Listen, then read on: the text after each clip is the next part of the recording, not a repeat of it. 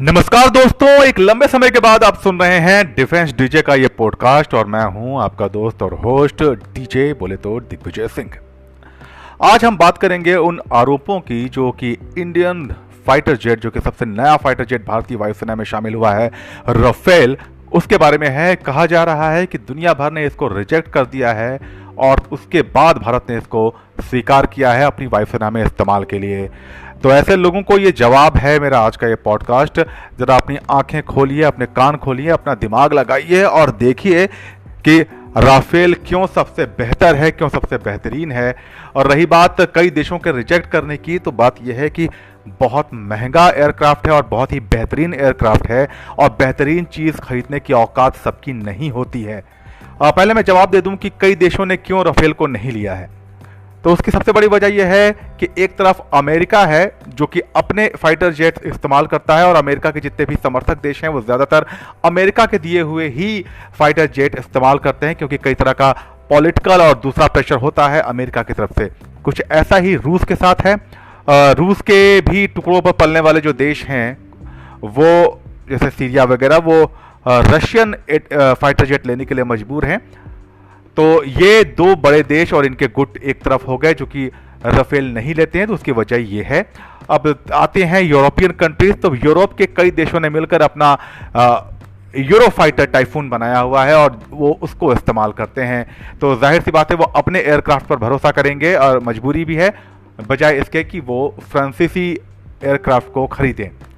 अब आता है चीन। तो चीन को कोई जल्दी अपना फाइटर जेट देता नहीं है, बेचता नहीं है, क्योंकि वो रिवर्स इंजीनियरिंग करके उसको चोरी कर लेता है, उसका डिज़ाइन, उसका मॉडल, और अपना एक नया, एक घटिया सा चाइनीज़ वर्जन उसी फाइटर जेट का निकाल देता है और फिर उसकी एक फर्स्ट कॉपी, इस घटिया वर्जन की फर्स्ट कॉपी पाकिस्तान ले लेता है JF-17 वगैरह बनाकर। तो कुल मिलाकर ये एक वजह है कि ज़्यादातर देशों ने क्यों राफेल को हासिल नहीं किया है। लेकिन फिर राफेल दुनिया के जिन देशों में भी है वहाँ उसने अपनी एक अलग धाक जमाई है। इसका मतलब ये नहीं है कि राफेल खराब है, आउटडेटेड है या रिजेक्टेड है, क्योंकि राफेल दुनिया का अब तक का इकलौता ऐसा फाइटर जेट है जिसे कभी मार कर नहीं गिराया जा सका है किसी भी फाइट में।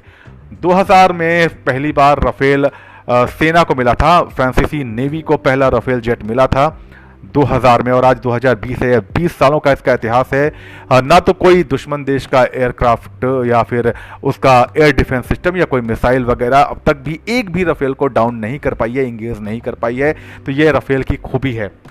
2000 में राफेल फ्रांसीसी सेना को मिल गया था, लेकिन पहली बार इसका जो इस्तेमाल हुआ वो 2007 में हुआ। 2007 से 11 के बीच में अफगानिस्तान में जो नाटो फोर्सेस ने कार्रवाइयाँ की थी, अपने ऑपरेशंस चलाए थे, उसमें राफेल शामिल था और उसने बड़ी ही पिन पॉइंट एक्यूरेसी के साथ में अफगानिस्तान के टारगेट्स को डिस्ट्रॉय किया।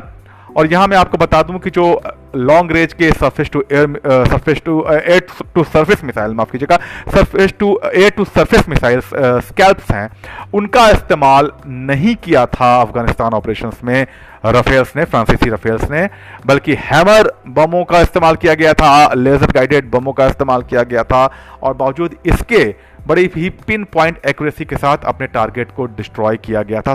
2007 से 2011 तक ये अफगानिस्तान ऑपरेशंस चले जिसमें राफेल ने हिस्सा लिया था।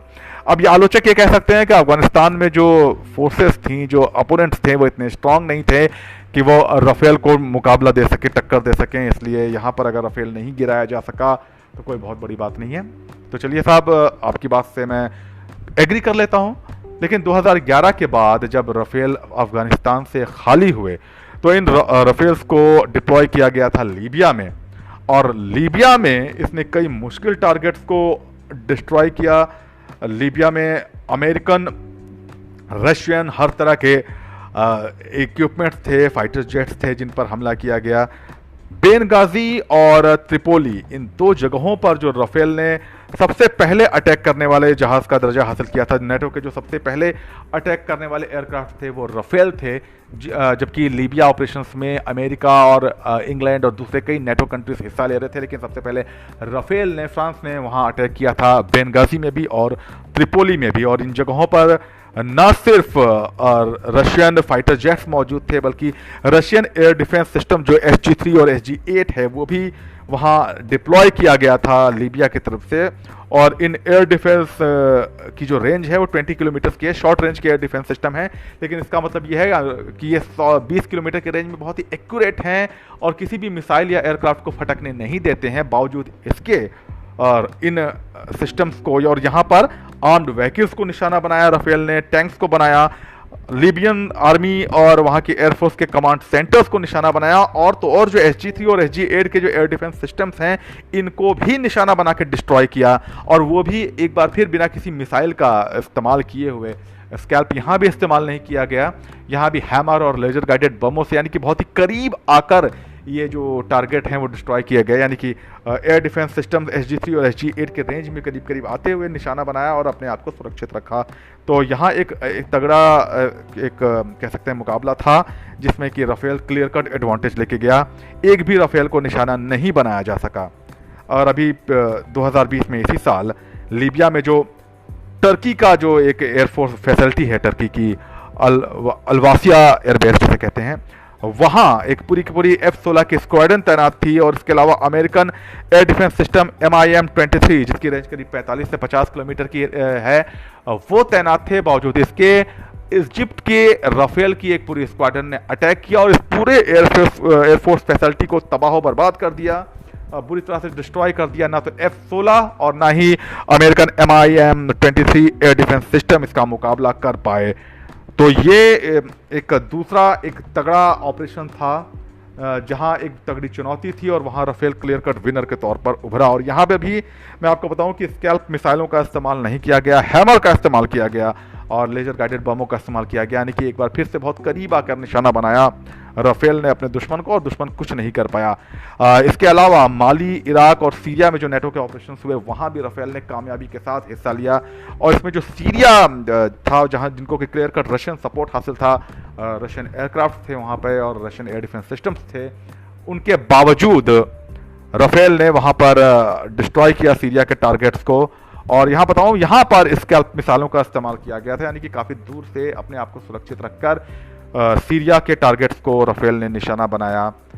तो और जहाँ तक उसके बाकी मिसाइलों का है, एयर टू एयर अटैक करने के लिए जो उसमें मिसाइल्स लगी हुई हैं, मिट्योर, उनको दुनिया के सबसे बेहतरीन मिसाइल माना जाता है। तो अब तक जितने भी ऑपरेशंस में राफेल ने हिस्सा लिया है उसको मारकर नहीं गिराया जा सका है, उसका कोई मुकाबला नहीं किया जा सकता है। तो ये कहना कि दुनिया ने इसको रिजेक्ट कर दिया है इसकी क्वालिटी, इसके परफॉर्मेंस की वजह से, तो वो पूरी तरह से गलत है। अगर कोई इसको नहीं ले पाया है, उसने खरीदने से मना कर दिया है, तो उसकी वजह सिर्फ यही है कि राफेल अफोर्ड करना उसके बस की बात नहीं थी, या फिर उसके सामने अपनी कोई और मजबूरी थी अमेरिकन या रशियन जहाज़ों को लेने की, क्योंकि उनसे वो पैसे लेता है, उनके टुकड़ों पे पलने वाला वो कंट्री है। इसलिए राफेल को वो नहीं परचेज कर पाया, या कह सकते हैं नहीं अफोर्ड कर पाया। और वैसे भी दोस्तों, ताजमहल अगर आपको पसंद है तो ज़रूरी नहीं है कि आप ताजमहल खरीद लें, उसको खरीदने की हैसियत सबकी नहीं होती है। तो ये आरोप पूरी तरह से निराधार है, गलत है कि राफेल दुनिया का रिजेक्टेड है। और यहाँ मैं चलते चलते एक पाकिस्तानी चैनल ने इस बात को अभी प्रसारित किया कि भारत को जो राफेल मिले हैं वो पुराने हैं। उसकी एक इमेज उन्होंने डाली है जिसमें कि राफेल के जो ब्लेड्स हैं, उनके जो विंग्स हैं, उनकी पेंट्स उखड़ी हुई है, और उसको दिखाते हुए पाकिस्तान ये दावा कर रहा है कि भारत को पुराने राफेल फ्रांस ने थमा दिए हैं। जबकि एक बहुत बेतुकी सी बात उनके एंकर्स ने बोली कि हम जब शोरूम से कार भी निकालते हैं तो पेंट पूरी तरह से उस पर होता है, नया होता है। अब ये एक सोच अपने आप में बड़ी हंसी वाली सोच है कि एक कार की कंपैरिजन आप राफेल जैसे एयरजेट से कर रहे हो। मैं आपको बता दूं कि 2018 में पहला राफेल, ये जो राफेल की फ़ोटो छपी है, बिल्कुल वो फोटोशॉप नहीं है, वैसे वो एक जो RB-3 करके एक राफेल आया है उसके पेंट्स वाकई उखड़े हुए हैं। तो ये RB-3 उन पहले लॉट का राफेल है जो कि सबसे पहले प्रोडक्शन करके निकले, 2018 में निकले हैं। RB सीरीज जो है वो मैं आपको बताऊं ट्रेनर जहाज़ों की है, ट्विन सीटर ट्रेनर जहाज हैं राफेल, ये वो है। और इन्हीं पर भारतीय पायलटों को ट्रेनिंग दी गई है, यानी कि अक्टूबर 2018 से ये लगातार उड़ान भर रहे हैं, लगातार इन पे पायलट्स को ट्रेन किया जा रहा है। जहां फ्रांस ने अपने जहाज़ों पर भारतीय पायलट्स को ट्रेन नहीं किया है, इंडियन राफेल पर ही उनको ट्रेन किया गया है। वो इसलिए क्योंकि भारत की ज़रूरतों के हिसाब से, डिमांड्स के हिसाब से इंडियन एयरफोर्स के उसमें काफ़ी चेंजेस किए गए हैं राफेल में, जो राफेल का वर्जन भारत को मिल रहा है। तो इसलिए जो हमें मिल रहा है उसी पर हमारे पायलट्स को ट्रेन किया गया। और जब इतना लगातार करीब 1.5 साल से कोई एयरक्राफ्ट अपने ऑपरेशंस में होता है, फ्लाइट ले रहा होता है, तो हवा के तेज दबाव वगैरह की वजह से पेंट उखड़ना लाजमी है, इसमें कोई बहुत बड़ी बात नहीं है। और भारत कोई पाकिस्तान की तरह भूखा नंगा देश नहीं है कि हम जिद करें कि नहीं पेंट वापस करके दो तभी हम अब लेंगे, अपने घर पे ले आएंगे, वरना नहीं लाएंगे। इतना करने में भारतीय एयरफोर्स और भारत खुद सक्षम है इसके पेंट्स वगैरह लगाने में, चाहे भी उस पर कोटिंग जो है वो रडार एब्जॉर्बर पेंट्स की ही क्यों ना हो, तो उतना करने में हम सक्षम हैं।